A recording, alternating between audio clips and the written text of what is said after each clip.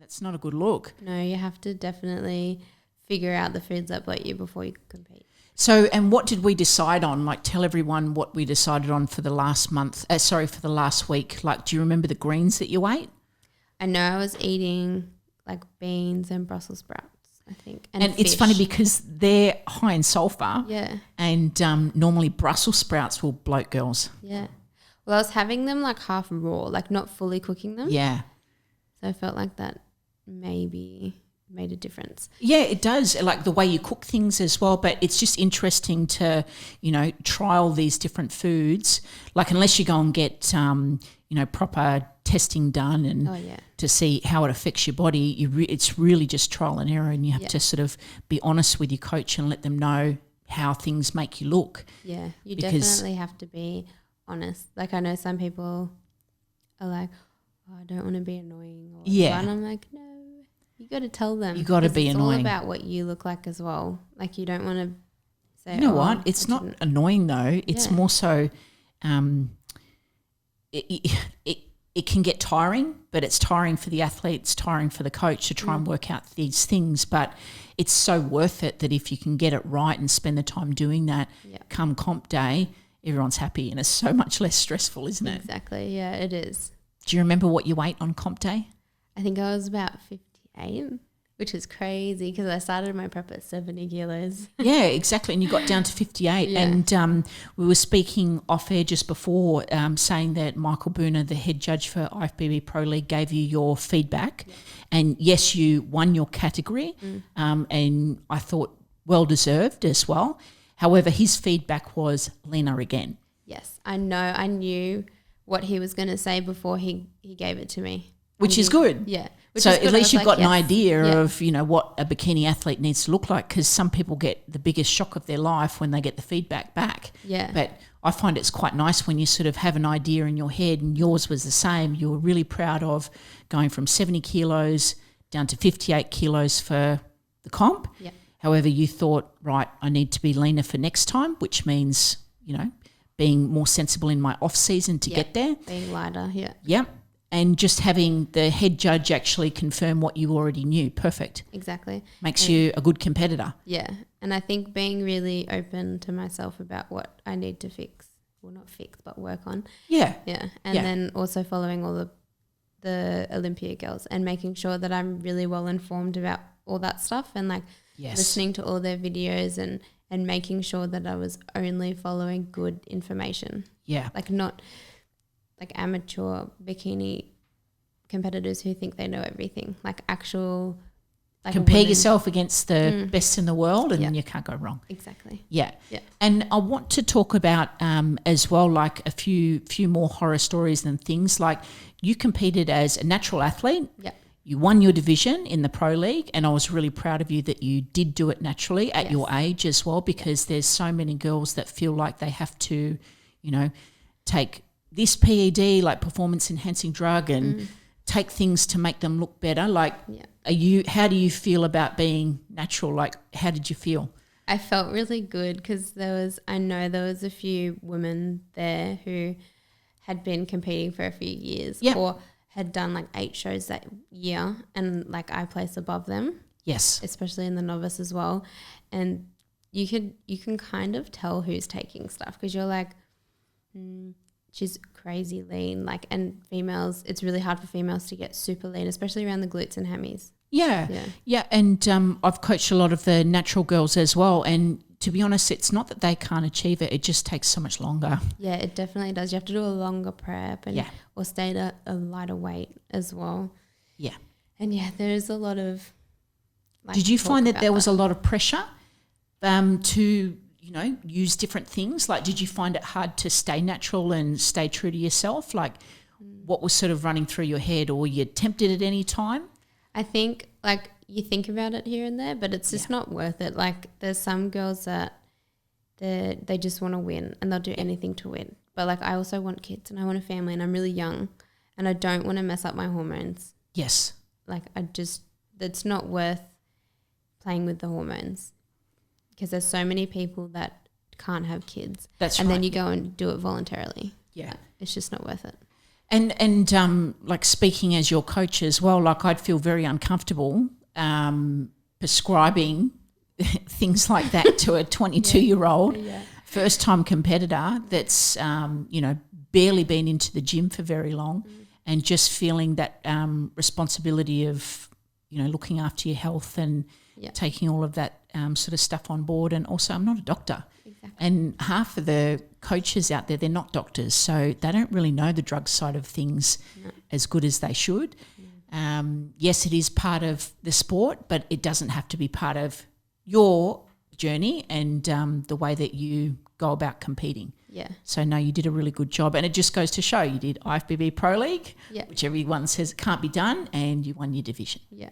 Naturally. And I'm determined to keep going natural and just put the hard work in. Yeah, and the thing is, like, if you can, lose 12 kilos in the space of 16 weeks and you've still got a lot left in the tank, Sophia, like there's a lot of things that we could have done last time, but, it's about stepping forward slowly and not just jumping into things. Like you've got a lot of potential. So, yeah, no need. I know. No need. Yeah, there's a lot that we can do, and it's just each comp's just like a new stage, and you think about the last comp and you just fix the things that you needed to do, or you work on the parts of the body that need bringing up or leaning out in these parts. And I mean, you could do it quickly with drugs, but what's the point?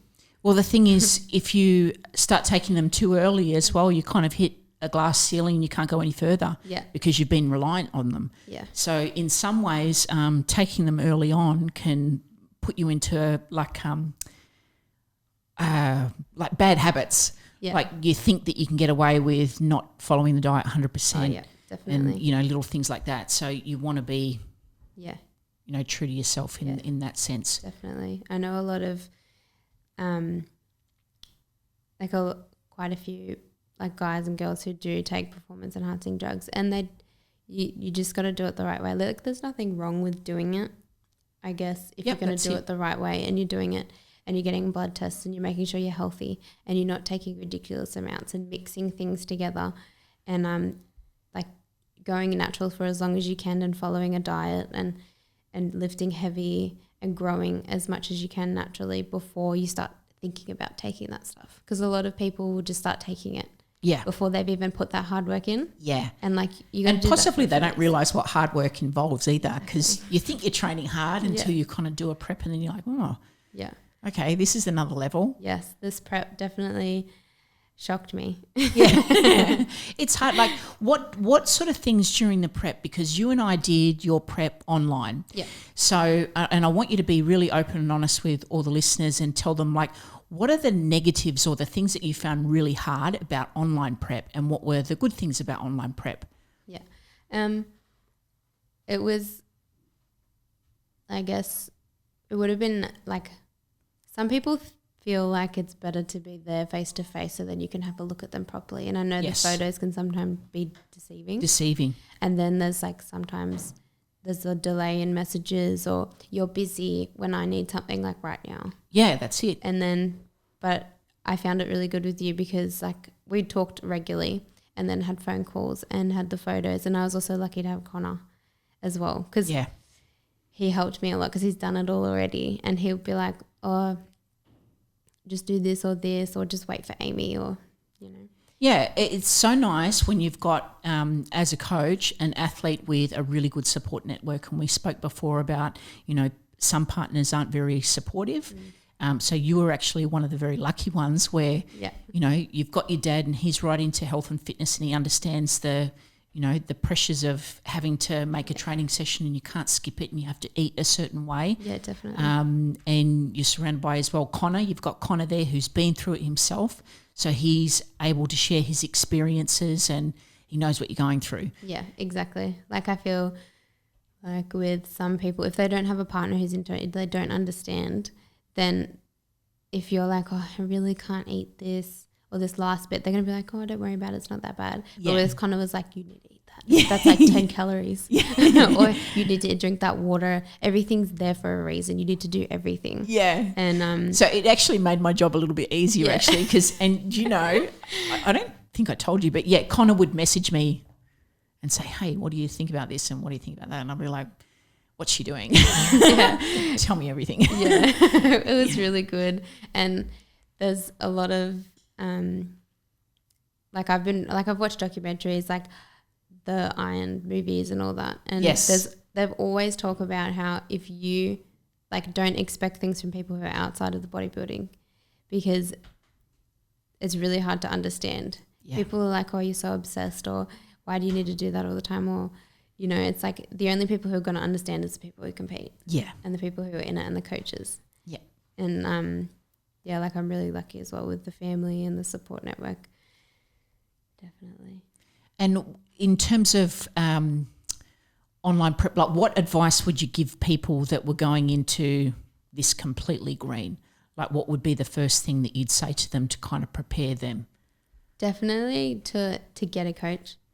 And to get a posing coach, and it's a bonus if it's 2 in 1. Oh yeah, like we did the posing too. Yeah, to actually let's talk about that. So the first time that you came in for posing, you were terrified. I thought. Was so nervous. I was like, "What do I do?" And I was like, I don't know. What the girls tend to get. I think we started in heels, and then I told you to kick them off. Yeah. And then it was just so nerve-wracking, and I didn't know what to do, and it was so awkward, and I was like. And it's weird because I'm looking at your body and you didn't know me.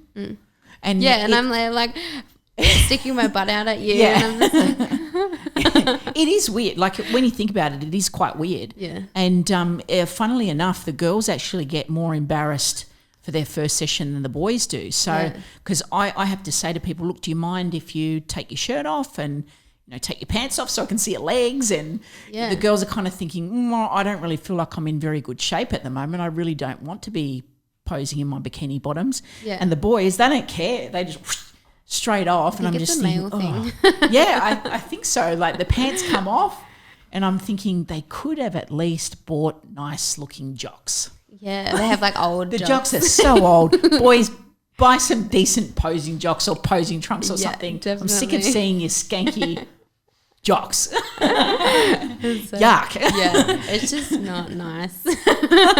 Especially for everyone else in the area. Yeah, that's it. It's in a gym. Because Connor gets down to his undies in the gym They all do. And there's like in a gym full of people. Yeah. He'll just take his pants off, start posing. Yeah. It's like, at least you have nice undies on. Yeah. No, that's my biggest advice to all the boys out there. Like, just make sure that they don't have holes in them. And but our first session I actually thought went really well. Yeah. And I have to say, like the way that you move and the way that you were holding yourself, you've actually got like a natural ability for the posing because it can be quite tough. Yes, it is really hard. There's just so much to do. Like even on stage, because you pose in front of a mirror all the time, and then you're on stage and there's no mirror. No. And you're also nervous and there's so much going on and there's all the other girls on stage and then there's 4 judges looking at you and then all the people in the audience and sometimes background music as well. Oh, yeah. And did you find it hot on stage? Yes, I was sweating. Remember? Yeah. And then you're like, I don't want to ruin my tan. Yes. And and then you start sweating more because you start stressing about the tan. Yeah, definitely. Yeah. And did Deanne do your tan? Yeah. Yes. Yes, her group did my tan, makeup and hair. Yeah, which was good. So it was just the one place and they were all so nice and lovely. And Deanne, I'll just tell people, she's an ex-competitor, so she's got her pro card in the WNBF, which I don't even know if the WNBF is still going in Australia, but it might be. But she's got a really good understanding of what the competitors are going through. Oh, yeah, definitely. So she's good at that, keeping the girls calm when they have their hair and makeup and stuff She's done. really good to talk to. She just makes everything comfortable and she makes you laugh. And she also knows, like, any question you have for her, she'll answer straight away. She just has an answer for everything, which is so relieving. Yeah.